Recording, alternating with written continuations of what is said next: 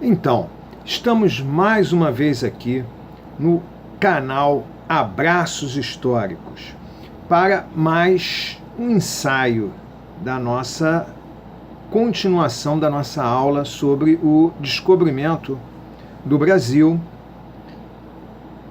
e sobre a viagem de Cabral. Nossa história, ela começa antes do descobrimento do Brasil, como a gente já havia apontado anteriormente, né, com o Tratado de Tordesilhas. Ali começa a nossa história. Nossa história começou no papel. Não é à toa que nós somos o país da burocracia, do carimbo. Não é?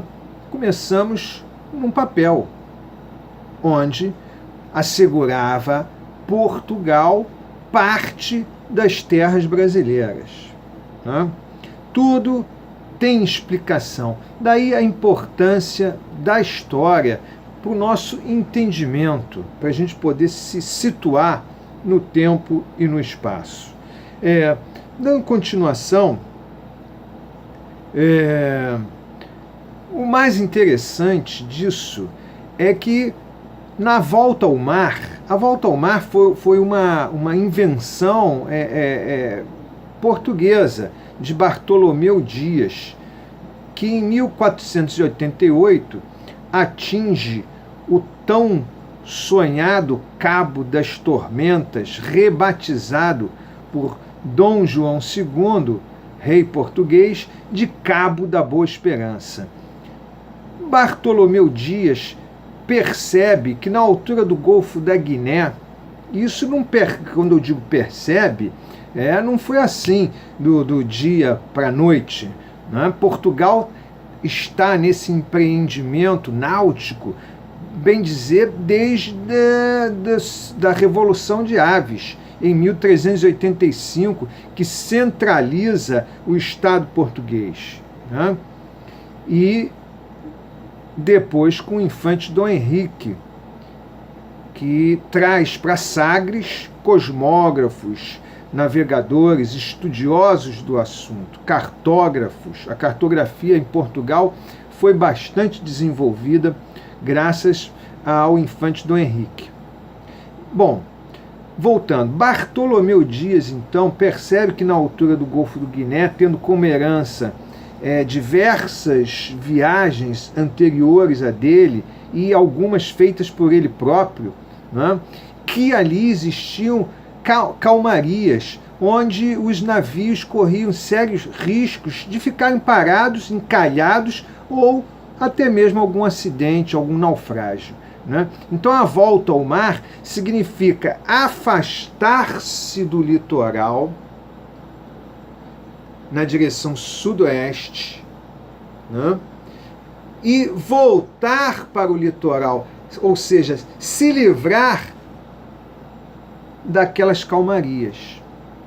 Só que nessa volta ao mar, onde eles se afastam do litoral africano para novamente voltar a ele, eles foram muito a oeste. E é ali onde são avistados vestígios da possibilidade de existirem terras a oeste. Né? Vasco da Gama pega essa herança, essa escola que vem de Bartolomeu Dias.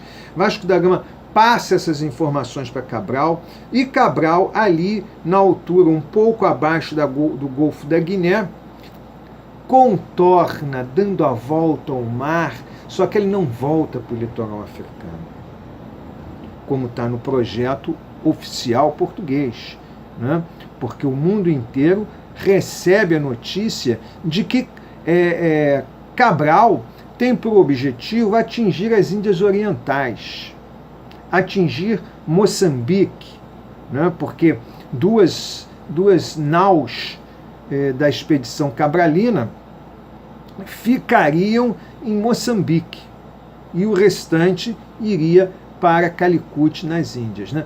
Mas, enfim, na volta ao mar, na altura do Golfo da Guiné, a frota de Cabral ela não volta ao litoral africano, ela navega em direção a oeste, até atingir a costa brasileira, o litoral brasileiro, e aí nós sabemos que em 22 de abril é descoberto o Brasil.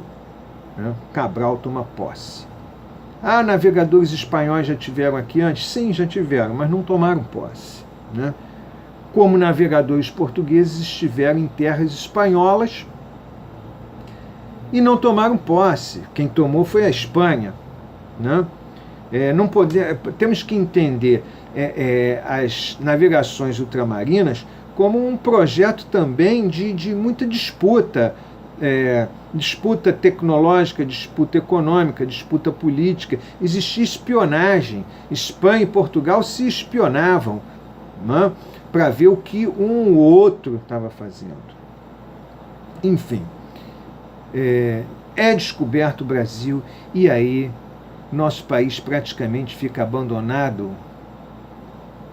Algumas expedições, 1501, 1503, praticamente até 1530, 1531, com a expedição de Martim Afonso de Souza.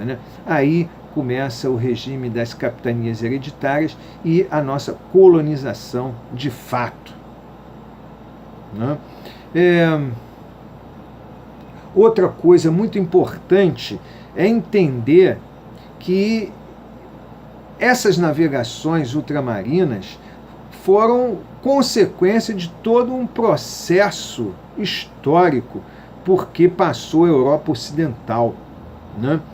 Elas foram possíveis pelas mudanças, pelas transformações ocorridas na Europa.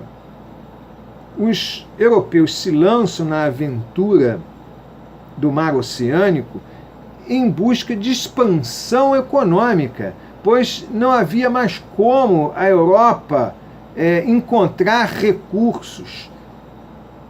Esses recursos deveriam ser buscados fora da Europa. É importante lembrar a revolução heliocêntrica de Copérnico. Aliás, Nicolau Copérnico, uma figura assim, pouco falada, pouco mencionada e de suma importância nesse processo.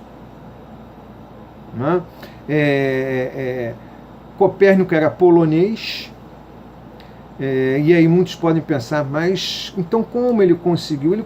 Como ele conseguiu? Porque nessa época a Polônia também era um centro comercial importante. Copérnico foi o presidente da Casa da Moeda polonesa. Então ele estava muito por dentro, não só das transformações econômicas como científicas. Bom, isso aqui é um breve ensaio, nós vamos dar continuidade, mas hoje vamos ficando por aqui, nessa breve aula ainda sobre o nosso descobrimento. É um prazer estar aqui com vocês e não esqueçam, história é aqui no Abraços Históricos. Vem para cá você, sai dessa alienação, pelo amor de Deus. Vamos estudar história. Vem para cá, vem.